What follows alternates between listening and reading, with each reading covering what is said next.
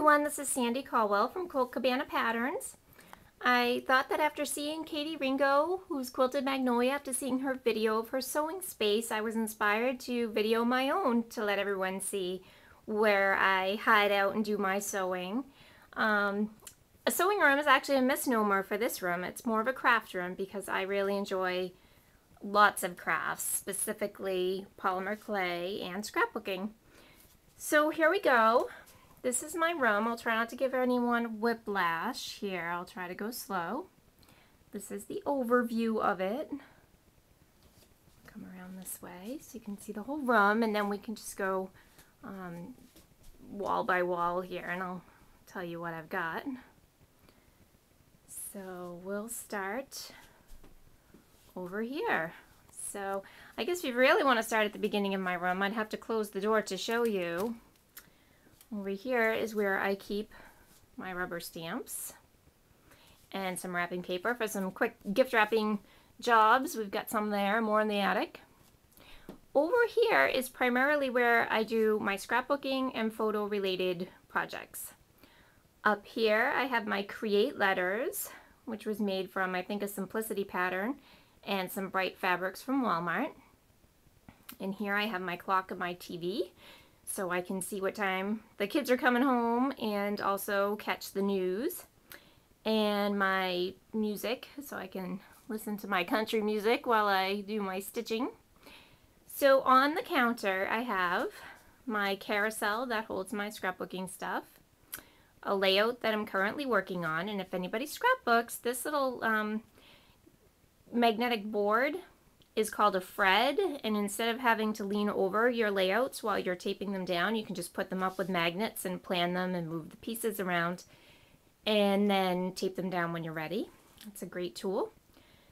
Over here I have a thank you note from Memory Makers. When they were an in-print magazine, I had a layout in their magazine, and also my note from Debbie Maycomer, who encouraged me with my writing, so I like to keep that hung up.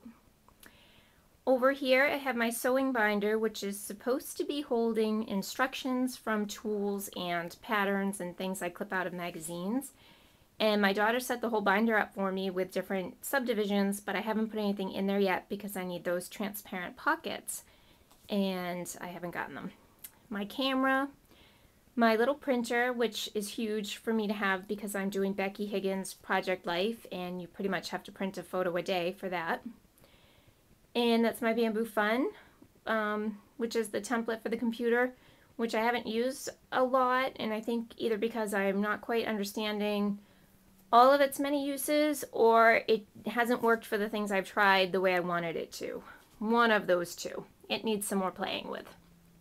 Here I have a Pazzles machine, and my daylight lamp, and up here is my barn quilts calendar, and I love flipping that month to month to see the beautiful barn quilts and where they're located.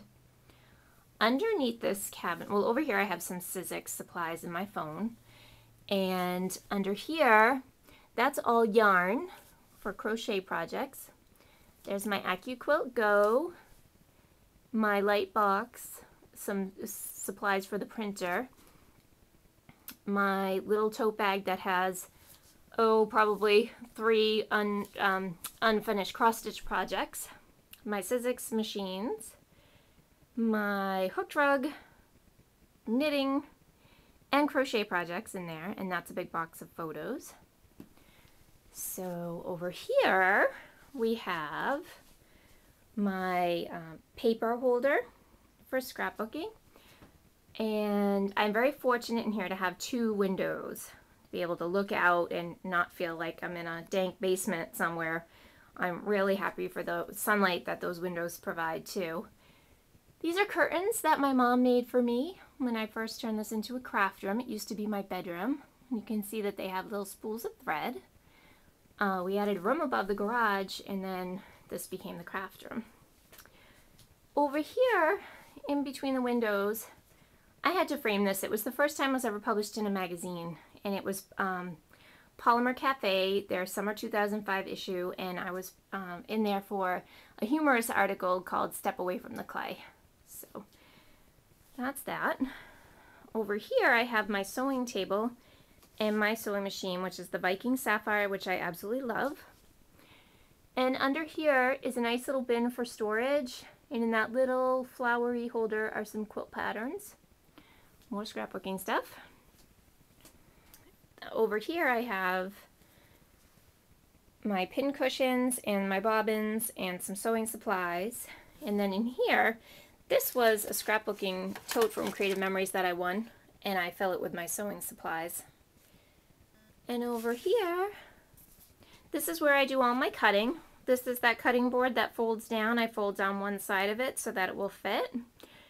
And it's just big enough to fit the 35 inch, I guess, cutting board it is. And over here I have my rulers and pins, rotary tools. I have some quilt weights that I made out of polymer clay and rocks. I covered the rocks, and that little blue one is from my daisy troop.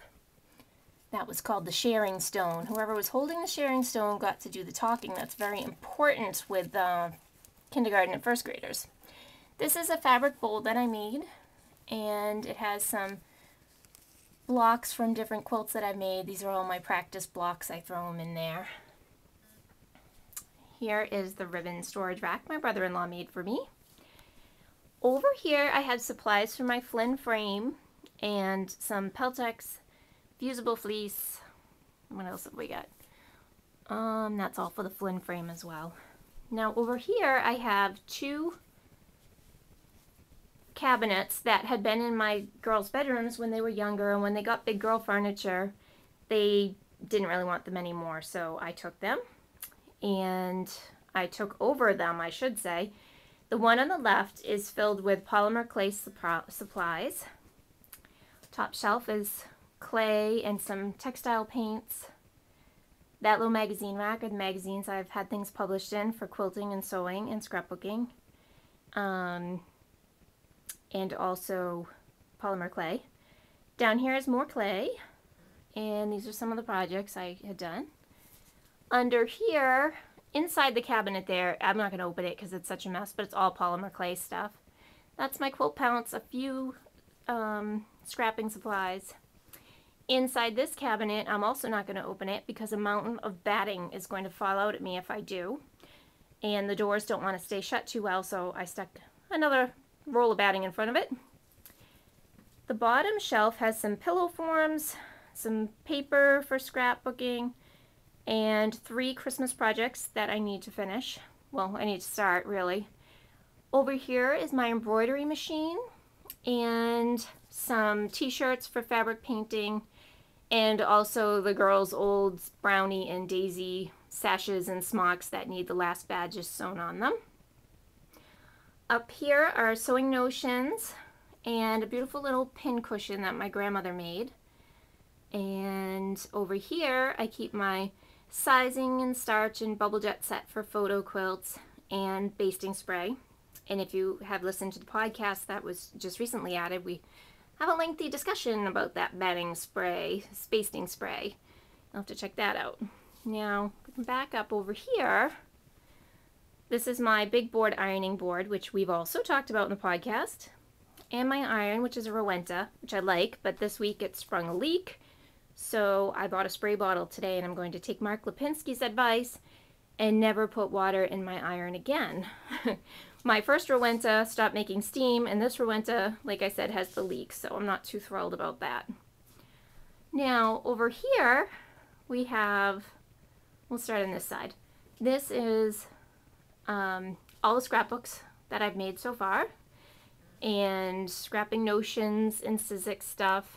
And down here are 2 sewing machines. The one on the left is a white machine, which was great. It was for quilting, but unbelievably it didn't have a blanket stitch, and I used that stitch a lot. So I moved on to the Brother machine, which I got at Walmart for I think $200, and it has lots of wonderful stitches on it, but the throat space is tiny. So then I moved on to the Viking, which really has everything I need. Let's see.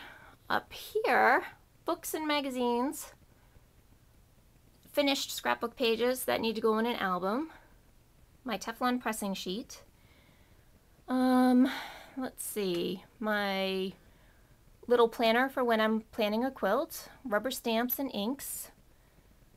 What is all that? Let's see. Oh, that's my hot fix machine. Down here are my Creative Memories plastic templates, a polymer clay oven, and the Kenmore sewing machine that I learned to sew on. It was a gift from my grandmother when I graduated from high school. So yes, that's right, there are 5 different sewing machines in this room, but we don't need to tell anyone that. And up here is my ribbon rack, which looks really big, but it's because I put 2 of them together. And over here, I have a bin of scraps. And then that top bin there has fleece and flannel scraps. And then this bottom one here, let's see if I can get it open, has so much heavy stuff on top. These are all patterns from garments I've made for the kids and some for myself, not many. The kids don't really seem to want to wear the clothes anymore when I make them, so I kind of stopped making them. Over here we have piles of some fabric for projects I'm working on, some free motion practice, my comfort quilt. Oh, that's the plan for a English paper piecing project, which I would show you what I have done on it, but it's actually in the car because that's a portable project. So that's pretty much my room where I spend usually Monday through Thursday. I try to do 8 to 2 in here, try to whip out a few quilts and designs. And over here, I'm just going to take you quickly to my quilt rack, which I got at a yard sale for $2. It was in horrible condition when I bought it. It had weathered wood and rusty screws, and with my husband's help, we painted it and got new screws, and it's become one of my favorite purchases ever. I really could use the second one. This has 10 wall hangings on it, believe it or not. And those 2 wall hangings you might recognize from McCall's Quick Quilts, especially this blue one. That's the one that I've been telling everyone is on the cover. It's the small quilt on the cover, but still on the cover. Okay, now over here, quickly, I'll take you to my fabric stash, which is in the bathroom. That's in my bedroom. And you will be surprised to see that my fabric stash is actually small. I really only allow myself to buy the fabrics for the project that I'm working on. I try not to just buy and buy and buy fabric because I actually like to buy and buy tools, notions, and books. So I do try to limit myself to what I'm working on. And in here are a few quilts that need a home. And let's see, I also have some papers from past quilts that I was planning out. Actually, those are all the drawings and plans from the Little Quilts for Big Occasions book. When I planned those quilts, I did them with my daughter's crayons. So I also just want to show you before we go, if you've ever wondered where Quilt Cabana Patterns got its name from, that's it right there. That is the cabana. My oldest daughter, I have 3 daughters, in case you didn't know, 8th grade, 6th grade, and 4th grade. And my oldest daughter thought that Quilt Cabana Patterns would be a terrific name for a company, so I had to agree, and there it is. So anyways, that's the video of my sewing room and my stash. I hope you've enjoyed it, and thanks for joining me on my tour. Bye-bye.